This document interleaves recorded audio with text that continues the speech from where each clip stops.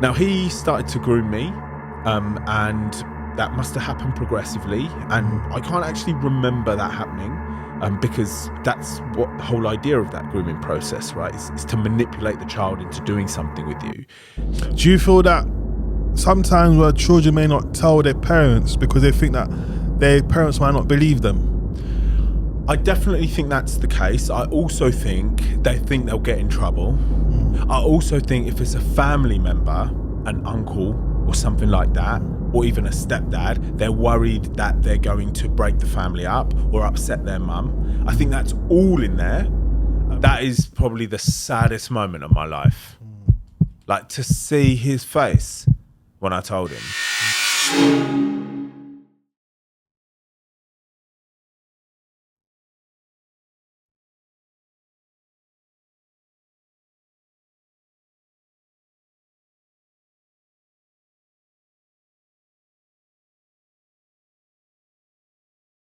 What's going on, people, and welcome back to the Baby Fathers podcast for another brand new episode.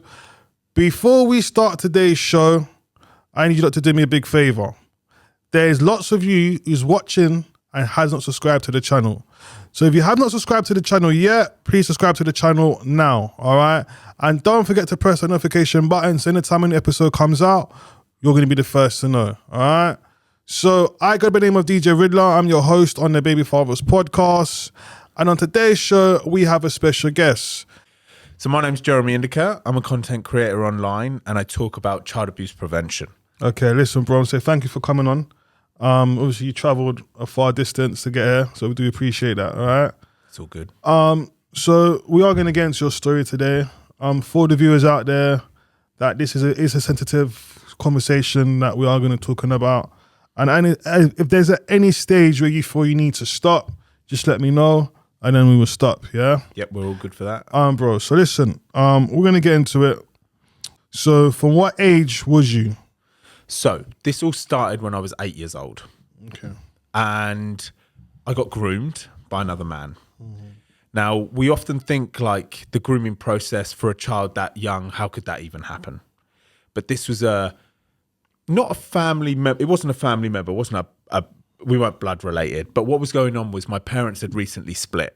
They got divorced. So I was spending some time at my mum's, some time at my dad's, right?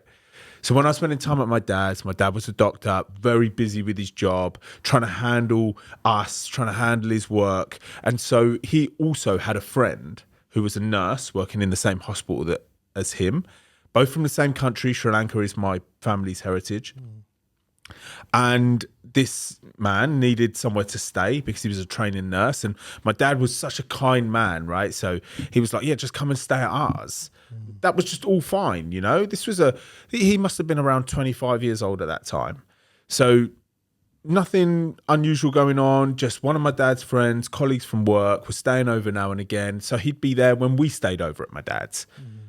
Now, he started to groom me, and that must have happened progressively. And I can't actually remember that happening because that's what the whole idea of that grooming process, right? Is to manipulate the child into doing something with you.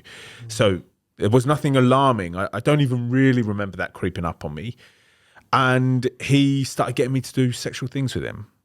Now, I don't think it was like crazy shit straight away.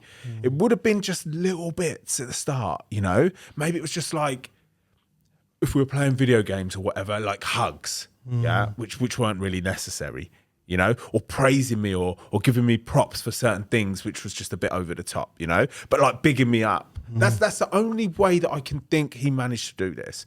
Because when you think about an 8-year-old boy, there's nothing sexual about them, right? There's nothing sexual. Their body, their mind, they're still playing with toys. But he managed to twist my brain into thinking that this was a good thing for me and him to do together. All right, so when he was doing these kind of things, in the beginning, you didn't think nothing of it. You just thought it was just him being friendly to you. Yeah. I mean, I didn't even recognize that there was anything untoward. He was just a 25-year-old man. He was around our house now and again when I stayed at my dad's. We'd play video games. We'd kick the football around together. We'd just do our thing. So there was nothing that was like weird about it. But it was only when things started to change that he had me completely manipulated, because I wasn't questioning anything. But I was 8 years old, right? So, and also I was 8 years old in 1993. So when I was 8 years old in 1993, there was the world was a completely different place back then, right? There were no conversations about these kind of things going on. So the grooming process continued. All right, so I want to move a bit forward now. So what age when things did start happening now? So I think the grooming process happened quite quickly. We started kissing, we started doing things in his room no one else would know, taking our clothes off. He would be hugging me, kissing all over my body. Then he'd train me to do it to him. And I just remember thinking at that time, actually, you know what? It's so difficult. Like when you think about anything you were doing at 8 years old, right? Anything, the team you were playing for, what you were doing at school, who your mate was, you don't really remember that much from that era. You know what I mean? That's so long ago. Yeah. And this isn't different. I just remember being okay with it. Like I didn't know how wrong it was. So what was he teaching you? So when you went into his room, so how did it start when he tried when he first introduced you to doing this? So my guesses are that this was all going on when my dad was at work. Okay. Right? So he was at work. I've come back from school. This man's there. My dad's like, cool. This man's there. Someone's there for when the adult's there to let you in and watch over you. Right? It's no problem. It's my dad's mate. It's no problem, right? And then we got home, and then I'm guessing we're playing computer games or whatever. And then he's asked me, let's go and do this thing. This thing's special for us. This thing makes us cool. This is something that no one else does. You know, he must have packaged it like that. Yeah, yeah. But what's interesting is, like, when it came to things like fondling, right? Now, I just remember when he'd do it to me, I just remember it feeling all warm and tingly, right? I'm a human being, right? The 8-year-old that I was can't distinguish whether that's good or bad, yeah? 1993 is what the era. Again, I say it, there wasn't even education in schools about these things. Sex wasn't talked about, right? In those days. Now it's different. Going to that part now when he seduced you the first time, how did that played out in terms of, obviously he told you to go upstairs, take off your clothes, kiss his body. How did that all unfold? So I reckon it was progressive, right? Because I remember, like, I've got like probably 10 video snippets of certain things we would do in my head, right? But I can't tell you what sequence they came in. Okay. Yeah. Again, Yeah. You know, so long ago, right? They're strong memories. But he did build me all the way to oral sex. Now, let me explain a little bit about this, because this is when I really remember when he was doing it to me, that felt so warm. Right, that felt so. Now, I don't think I could even get an erection. Right, I don't think you can get an erection at that age because you haven't even gone through puberty. But I just remember it feeling warm and like kind of tingly. Right, so I just closed my eyes and that'd be all good. But it was when he started training me to do it to him that things started to change, because I remember then thinking, this is so disgusting. There was something in me, like maybe it's like my human nature or something innate in me that was like, there's something weird going on here. There's something not right about this. This doesn't feel right. But again, the maturity of an 8-year-old doesn't know how you're supposed to navigate. Did he try to teach you oral sex at the early stage, or as it was going along longer, he then started making it get to that stage? I reckon that. Yeah. I reckon the thrill for him was pushing the boundaries. I reckon it was a long, drawn out process that he got a thrill from at each stage. How far can I push him? Do you know what I mean? That's what was exciting him. So when he was doing that, did he always tell you, don't tell your parents? So I definitely knew it was to be kept a secret. And how he did that, did he tell me, don't tell anyone? Did he tell me, if you tell anyone, we're going to be in big trouble? I reckon it was something along those lines. Yeah. Yeah. If you tell it, we have to keep this a secret, because otherwise we're going to get found out. We're both going to get in big trouble, and then we're never going to see each other again. Okay. And we just got to remember, like, that 8-year-old, to manipulate an 8-year-old's brain is pretty easy. Do you know what I mean? Like, you can tell that 8-year-old, really, you can make anything up to an 8-year-old, and they're going to be like, whoa, that's crazy. Yeah. Do you know what I mean? Now, I know that, so when we think about that 8-year-old brain, when we think about, like, how easily you can trick them into doing something, right? You can tell them anything that you want, and if they think you're cool, they'll believe it, right? So I just think it was a progressive stage by stage thing, and he just took me on for a ride. And then when you was doing it, did you even tell any of your friends? No, not one. So it was just one big secret. One big secret. All right. So how long was this going on for? So I need to look into this a little bit more, right? Go on. Because I've tried to look at records and tried to get photographs to find out when it actually finished. But my immediate guess is actually 2 years. So for the whole 2 years this was going on, and on how many times would you say that this was going on for? I mean, we must have been doing things 100 times. It was so normal for me. It was so normal. But also, just to add to that, like, so you look at me now, right? I'm 38 now, right? So you think, oh, fuck me, that's so sad. That's so sad. But I wasn't an 8-year-old boy that was scared, right? I wasn't an 8-year-old boy in pain. He wasn't putting any pain, like, it wasn't painful, anything that we were doing. I thought it was cool. I thought, whoa, I'm doing this shit with this older guy. This is mental. I just didn't have the knowledge or the tools to understand exactly what I was involved in. So in terms of your mum, did she not pick up on anything on this? So nobody picked up on a thing because I was showing no signs. The school teachers didn't pick up on anything weird. My friends didn't. My friends' parents didn't. No one did. No one had a clue. In fact, so much so, the evidence of that is, even now when I'm speaking out publicly about this, I've been to speak to my friends' parents, who I still know now, right? Some of my friends I met at 7 years old, my new school. So I've known them like 31 years now. So I've known their parents through all of this. And I've said to some of the parents, I've said, like, now that you know what happened to me, if you look back at 8-year-old Jeremy, was I showing any signs? And they all say, none. I was doing well at school. I was captain in some of the sports teams. I had loads of friends, very social, very confident. So I just showing no signs. So was he keep on buying you things on a regular basis while this was going on for over the 2 years? I don't remember him buying anything for me.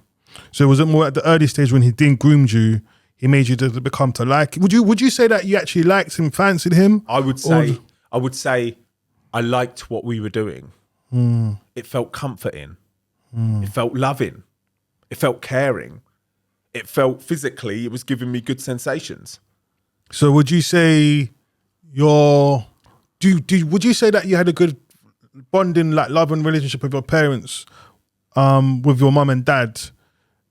Or would you say that you didn't, is why you was seeking it from him? Okay, so that's a really great question. So when you think about me at that time, did my parents' divorce make me feel isolated? So I was looking for someone to bond with? Possibly, right? Did my parents love me and care for me? 100%. They put everything into me. They were great parents. They just split because their relationship didn't work. So maybe I was looking for that. Maybe there was some hole that he was filling. No doubt about it. It's been 2 years. Yeah. How did you come out? Or how did this secret come out? Right. So when it finished, I believe it's because he qualified as a nurse and moved to another town. And then I just continued my life. I just continued as that same boy, right? Got into my teenage years, hanging out with those mates that I'd met like at 7 years old. Like, we were messing about all the time, having a good laugh, playing sports, rugby, football, all of the things, and then just having a good time and got on with my life.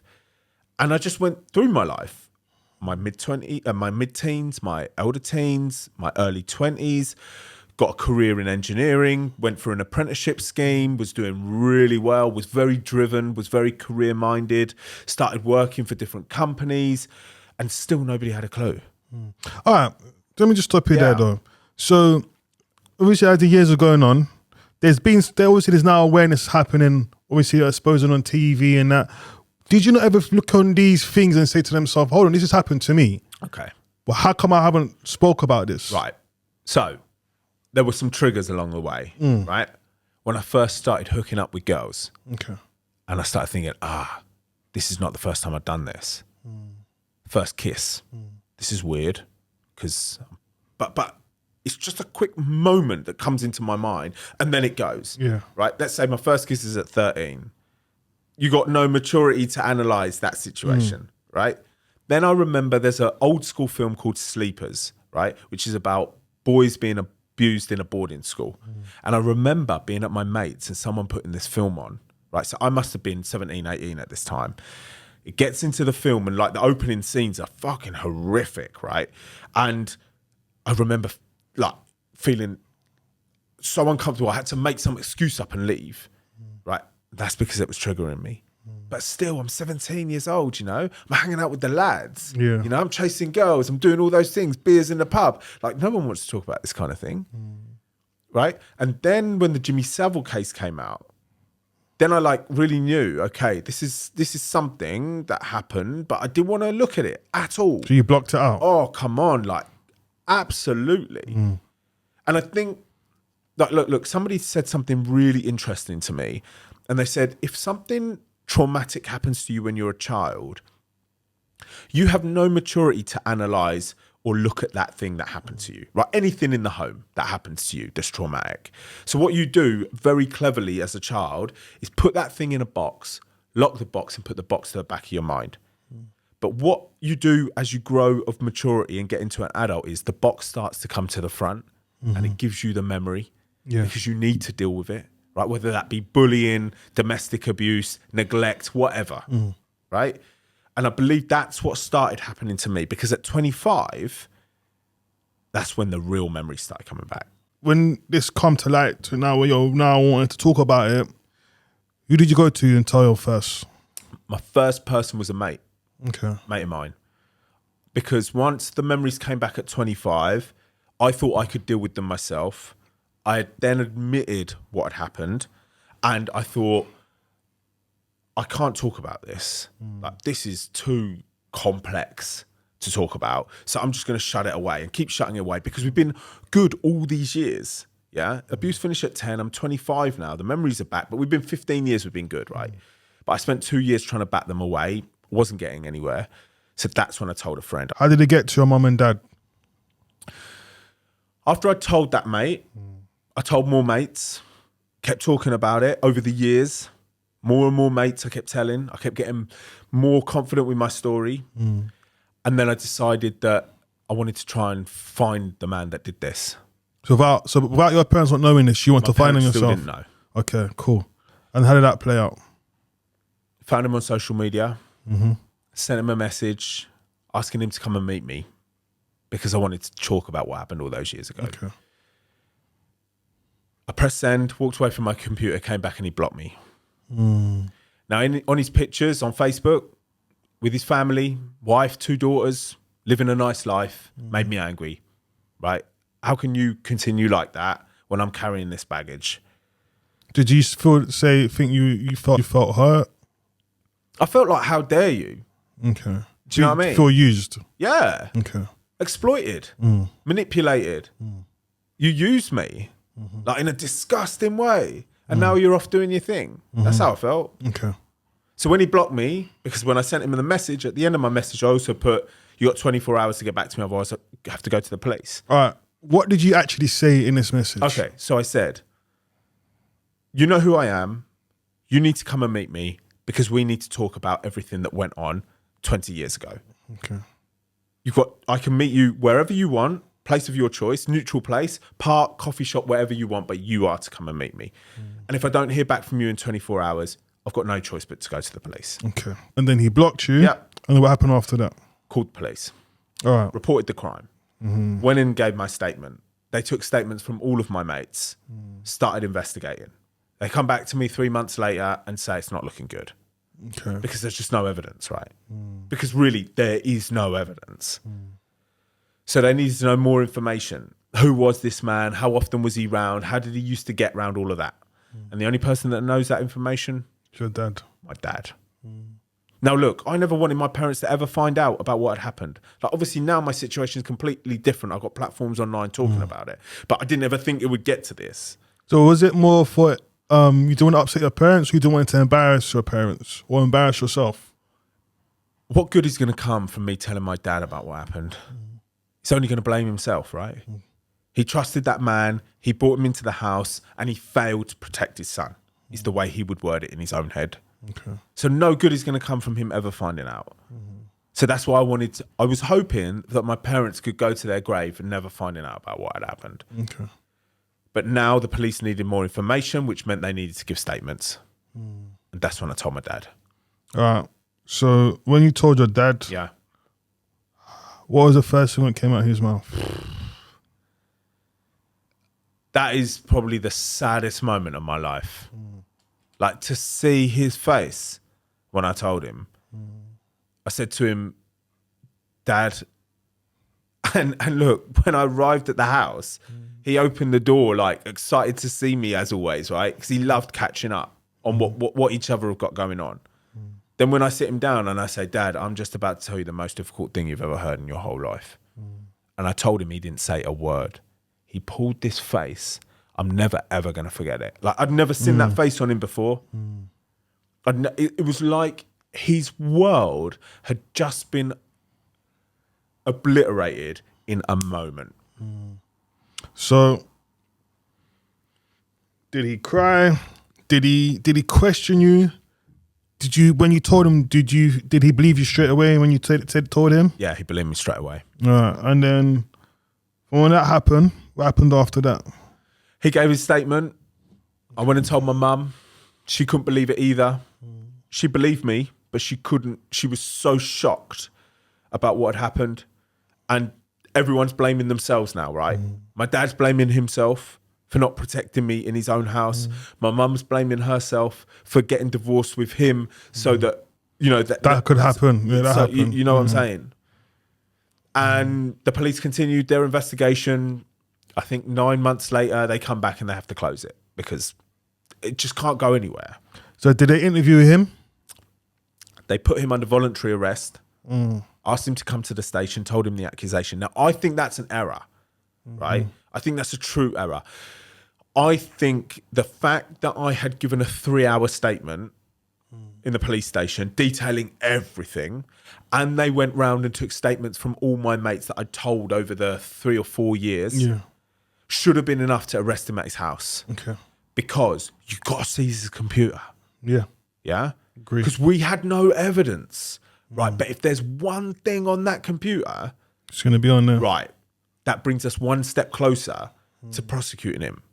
And yes, I want to go there and get my revenge, kind of, right? I want to show him that what he did will never be forgotten. Yes, all that. But also, there's something bigger at play here. And that is, we need to prosecute him, get him put on the register, get him monitored, get his job monitored, because who knows what other children he's going I was just for. about to ask you that. Do you feel that there's been other kids before you and after you that he's been doing this to? You know, statistics show us that, you know, I would be stupid to think I was the first and stupid to think I was the last, right? There are some harrowing statistics out there. Like, somebody who goes for children in this way has between 50 and 150 victims in their lifetime. So the prosecution is for a reason, because we need to ensure that he can't keep doing this to more children. So did you say this to the police? When the police said that after the 9 months there's not much they can do, did you not say to the police, can't you go and seize his computer? Can't you not do this? Can't you not go and do that? I told them everything. And the police that dealt with my case actually did everything that they could. Yeah. They were very supportive, right? They were very supportive during the interview process. They kept me posted the whole time. But what the problem is that their funding is constantly being cut. after recent government funding cuts, which keeps happening, we just haven't got the money anymore. In fact, we haven't got the money to deal with all the cases that we've got on our table.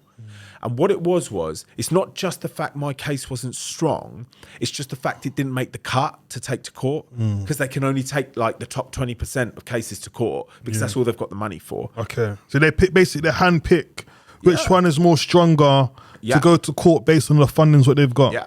So even still your one had some legs in it, it's not strong enough to feel that it can go up to court to be defended. So they're the situations. And they're the situations that we're in. The police said they couldn't do nothing. What did you do after that then? Okay, so then I felt lost. So the next thing to do was to find out where he lived and go knock on his door. And did you do that? So that's what I did. And then when you went to his door, what happened? I wasn't sure how this was going to play out. I wasn't sure how I was going to behave.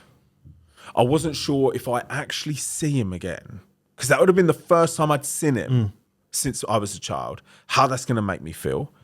But when he answered the door, he was as shocked as I was. And he found him? Yeah, because I'd found him. I'd actually found, and we were actually like looking at each other, right? And he recognized me instantly. Went to slam the door shut, but I managed to hold it open, get my foot in front of it. Like my foot was, it was perfectly placed. And how did you feel when you first saw him? Knowing that he done that stuff to you all them years. What's the first thing that came straight to you? Fuck, that's him. Yeah. Did you feel like to beat him up? So when my mate said to me, okay, if you're going to do that, let me ask you a question. How do you know you're not going to lose your cool at the door, right, and do something stupid? And I didn't have the perfect answer for that, except for would be very surprised if I lost my shit at the door, right? I felt calm about it, because I went there for a conversation. Okay. What the hell were you playing at? Because obviously you're adult now. Yeah. Yeah. I was there for about 5 minutes whilst he's continuing to slam the door shut, and I'm continuing to ask him questions like, what the fuck do you think you were doing? Who do you think you are? You still doing this to more children? You better stop. Now, after he realised he couldn't get the door shut, my foot was in front of it, and I was a lot bigger than him, right? Yeah. Like I'd overpowered him completely in communication, in what I was saying, but strength too, right? His wife was in the background, right? He starts calling for a knife. Get a knife, get a knife, get a knife, he starts saying. And I say to him, what are you going to do with that? So do you think she knows that he does these kind of things? That's a weird response? You know? Don't be so stupid. Like there's something weird about that, isn't there? She knows who I am. She knows the accusations because she was involved in the police investigation. Okay. Got you. She had to give a statement as a wife of him, right? So I don't know what she was thinking in those moments, but she said no chance, but she started calling the police. Okay. Right? So she was caught on the phone to the police. Me and him are still going at it a little bit. And I've kind of said everything that I wanted to. I go to the end of the drive. I say, are the police coming? And he said, yeah, they'll be here soon. Police arrive. Now the police jump out of their cars, blue lights, the lot, right? They jump out of their cars and they come at me. And they ask me what I'm doing there. And I said, that's the man that sexually abused me when I was a child, and I've come to speak to him about it. It just fucking changed everything. Like their body language changed. So he went and spoke to him and his wife, came and spoke to me, and they said, we're so sorry, but he wants to press charges against you. So I was arrested and taken to the station. All right. So they've taken you to the station. Yeah. What happened in there? Gave my statement. He took me to magistrate's court. Assault for leaving a red mark on his chest when I pushed the door open. Stalking for finding out where he lived. And harassment for the messages I'd sent him. And when you told the court, because now obviously it seems to be on the other foot, when you've now gone court, what did they have to say about your story, what you've told them? So I was under strict instruction to not bring up what he did to me.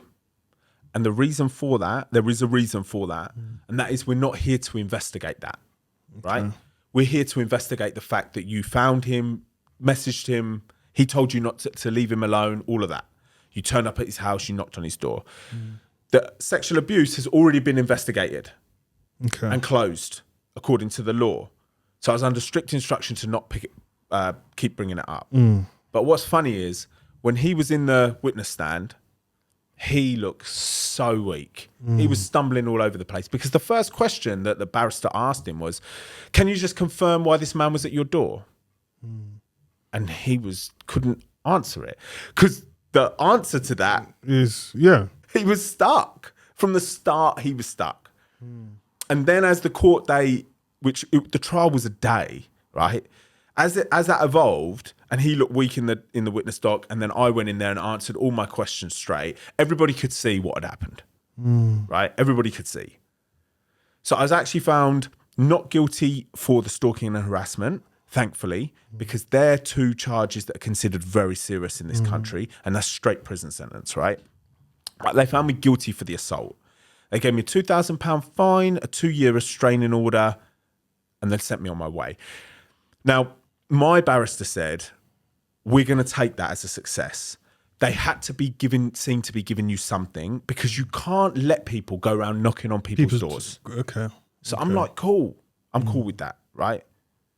And then that is the day that I walked out that court and I thought, you know what? I've done everything in my power. Because if we can't put him on the register, if we can't get him put in prison for whatever reasons, then at least I've done everything that I can to send a shiver up his spine that if he's still doing this to more children, then he better think twice. Okay.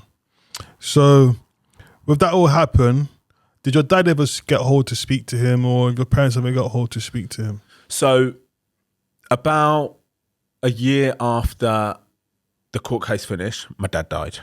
Oh, sorry to hear that. It's fucking so sad. He spiraled out of control. Couldn't handle it. Just couldn't handle it. Now he was a troubled man anyway. He had his challenges, but the day that I told him changed something in him. Drink, depression, spiral. You couldn't catch him. You couldn't catch him.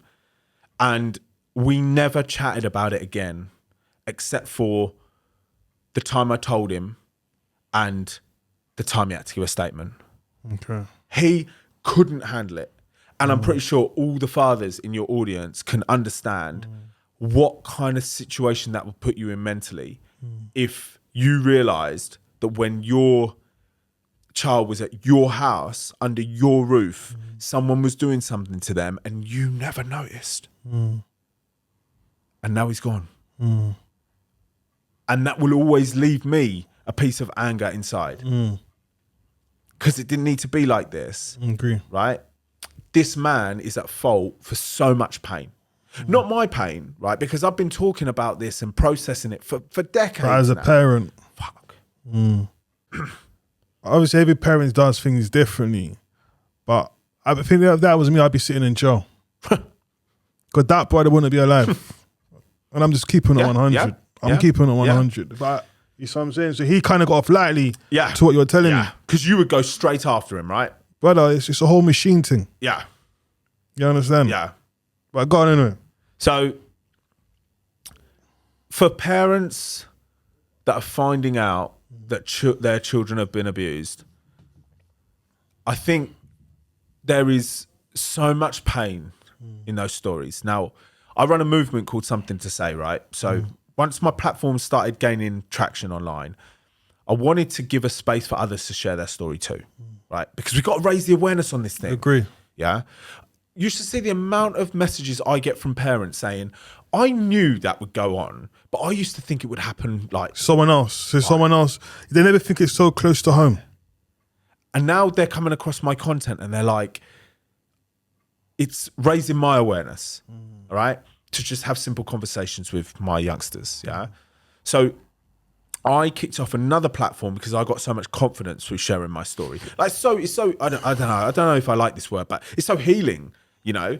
You're fighting that trauma every time you speak out in most circumstances. So I wanted to give a platform for others to do the same. So let me ask you a question. Yes. Did you ever go counselling for this? Right. So I've never been to therapy or counselling for this.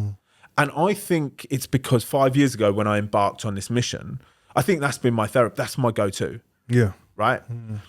Going after him was my therapy. Writing about it online has been my therapy. Helping others has been my therapy.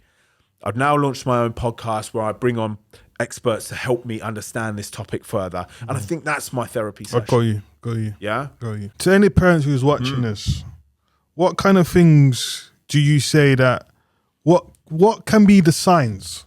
What we may not think as a sign, but what could be a sign. What do you think is a sign for parents to look out for if there is people is around their child? I think a drastic change in behavior in your child is a telltale sign that something's going on. And what kind of behavior are we talking here? We're talking maybe they're introverted and they go wild, or maybe they're wild and they go introverted. Okay. Right? Maybe they're doing really well at school and now they don't care. Or maybe the reverse. They don't care, but all of a sudden they're hyper-focused in school. Right? Okay. Some kind of noticeable change in behavior, right, could mean that they've got something going on in their life. Now, we're not just talking about sexual abuse, right? Just general, could be general. Just general shit. These pedophiles or predators, we would call them. What kind of signs do they do in terms of trying to engage their young ones? What kind of skills are they using to try and maybe look out for if the parent wants to talk to their kids? Right. So now we're talking about the offenders, right? Yeah.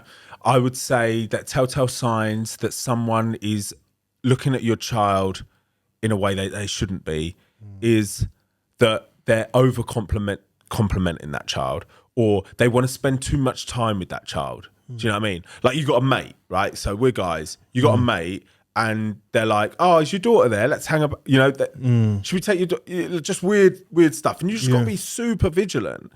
You got to be super vigilant because these people are cunning. Yeah, these people are cunning, but the age is just. We're always thinking about offenders as being like 40-year-old men, 50-year-old men, right? But that's not. There's a spectrum to this, because if your daughter's 13, you don't want them going out with a 21-year-old, right? First of all, that's illegal. I always just think, let's just open the conversation on this, right? So you can start talking to your child at a very young age about simple things like where the private areas on their body are. Okay. Now, that is not a sexual conversation, because some people will be like, "Oh, but I don't want to ruin their innocence with that conversation." But you need to teach them from young. Right. Like, why wouldn't you teach them, like, just where the areas where no areas on their body are that nobody goes near? It's not a sexual conversation, right? So when you're teaching your child that you don't talk to anyone that you don't know when you're out, right? Stranger danger conversation, right? We know we need to have that. We don't want to live in a world that we do need to have that, but we do, right? So as soon as the child's 5 years old and can understand language, when we go to the park, you advise them that you don't talk to anyone that they don't know. Right? Because I've had this conversation a few times on this podcast in regarding to kids being bathed, right? Right.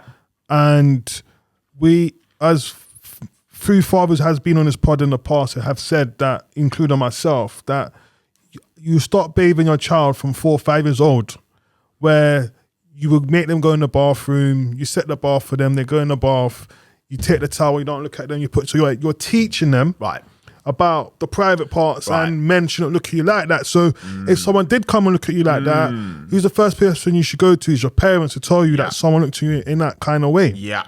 Like, everyone's got to be vigilant, because that's a new adult in the house, right, that nobody knows about, and it's not a blood relation, right? And I don't want to, like, throw the, like, make everybody start feeling paranoid about every single person, but you got to be vigilant. I think, to me personally, like, my kids don't stay at no one's house, right? That's just obviously the settings that I've worked in the past. That's how I always feel about the kids, and the kids' mothers are kind of being the same, right? But I don't think it's about even being paranoid. It's about protecting your children and your child, because sometimes it might not be that person in the house. It's someone who's been invited to come to that house. You got no control. You don't know who's been invited to that house. You know who's friends with who. No. So it can maybe be they got my older brother, older sister, and they invited their boyfriend or one of their friends round, and your child's there. Yes. So it's all these things that comes into place. But I think these days parents are more aware. I do think there's a better awareness these days. I agree. But then I also do feel that there is some parents out there at the same time who either inviting different people into the house, or allowing the child to still just stay out anywhere. Yeah. That does still happen as 100%. well. And I think these are ones who's also become more of the victims. Yeah, 100%. Get me? And if I can just try my best in my lifetime to put work out there that makes parents think twice, right? That make them think, I never thought about it like that before. My God, maybe I should do X, Y, Z. Maybe I should just have a conversation with my child. Like, why are we not telling 13-year-old girls that there are men out there that take a liking to younger girls, and if they're ever approached by one online, then they're not to respond because we don't allow that, right? That is so simple. But parents don't want to have that conversation because it feels awkward or embarrassing with them. I tell you what will feel awkward and embarrassing and fucking hurtful is if that child, when they're 25, turns back to you and says, Mum, Dad, something happened with me. And you'll be like, why didn't I have that conversation that I felt awkward with when she was 10 years old? Do you feel that sometimes where children may not tell their parents because they think that their parents might not believe them? I definitely think that's the case. I also think they think they'll get in trouble.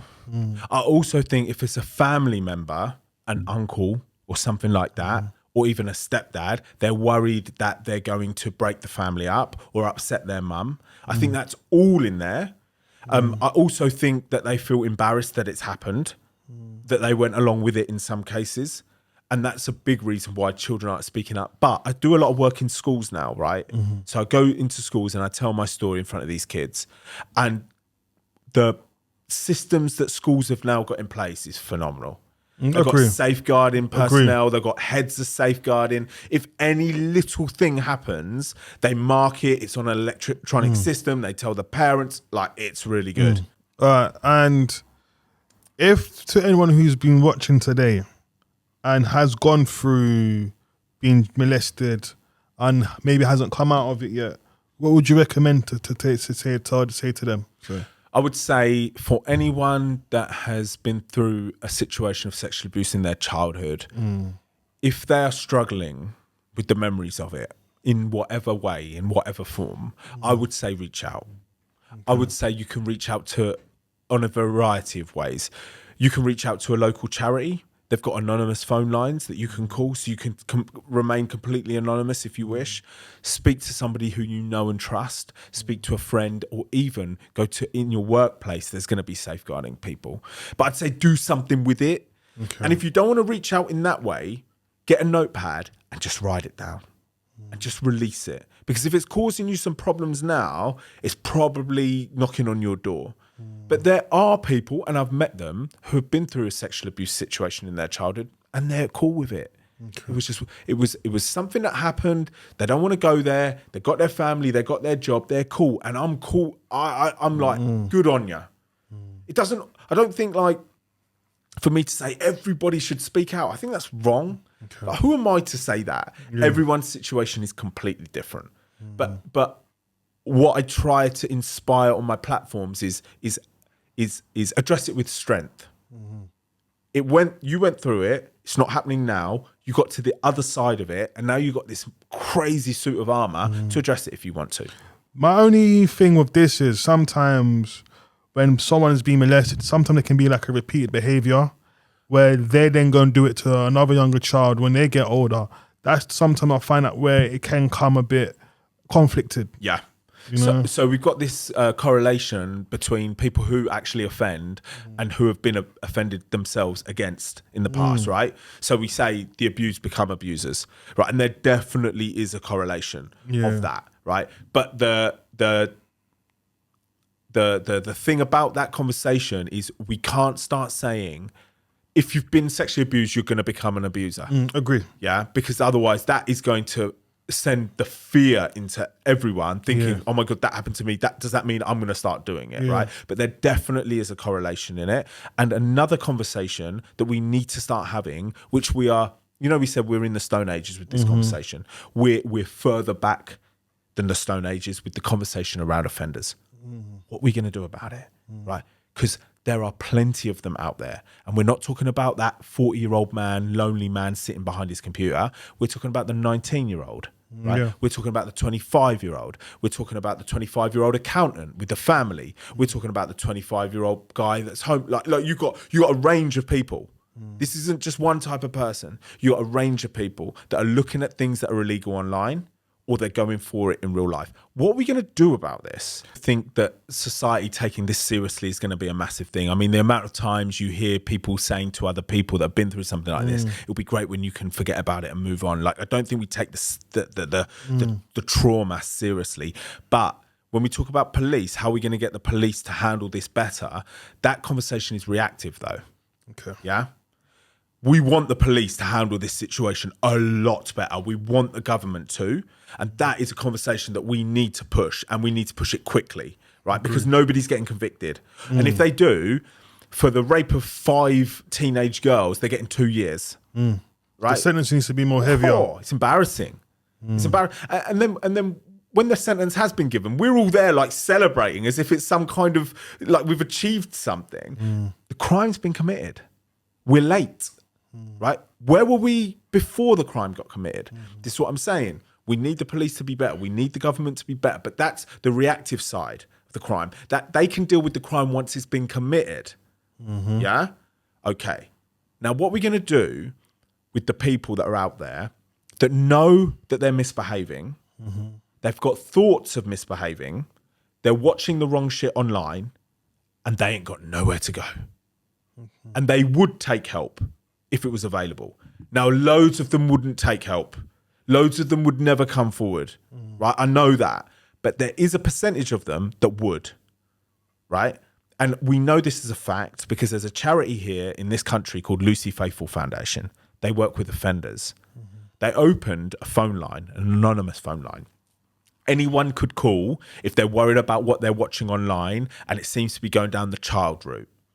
First year it opened, I think it was 2021. First year it opened, 7,000 calls from men. Screaming for help. And then is this one who was doing the offending? They're worried about what they're watching online. Okay. And they're worried that this is going to turn into something real. Okay. Right? Because don't we need to be in that space? Because that's preventative. Then no child gets touched. Agree. You see what I'm saying? I think the conversation, we need both. And this is where I get the most attack online, right? I get attacked online every time I bring this conversation up. Preventative measures, right?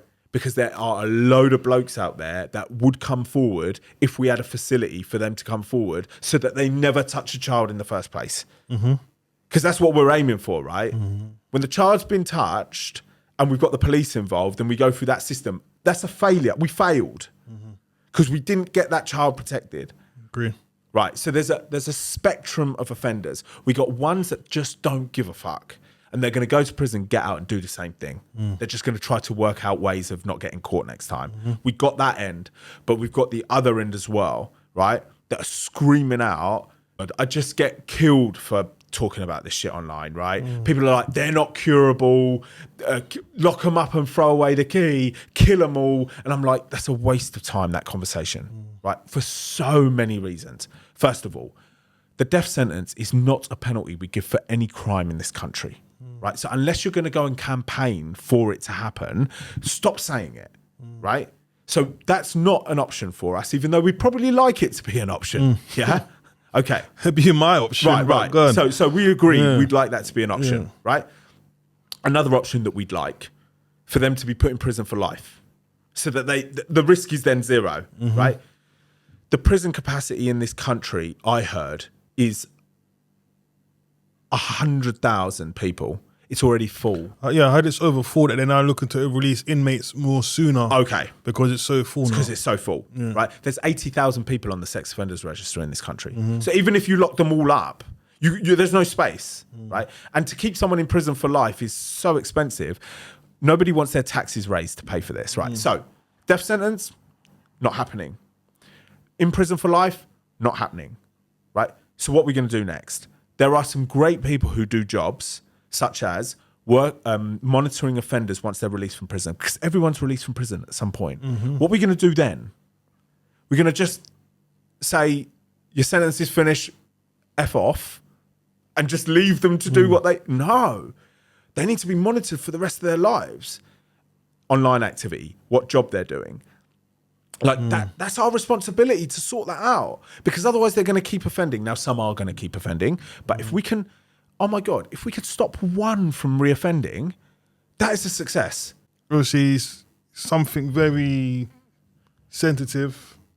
Obviously, something what you've gone through from a child from 8 years old to 10. And yeah, it's just good to see how you're able to put this into a negative into a positive, where you're able to overcome it, where you're now sending out the message to help other people if they may have gone through this or have been through this, and to obviously shed light. Obviously, this is sharing a lot of light for me to understand what's going on here as well. So I just have to big you up for that. Thank you. But yeah, I think, is there anything else you want to say?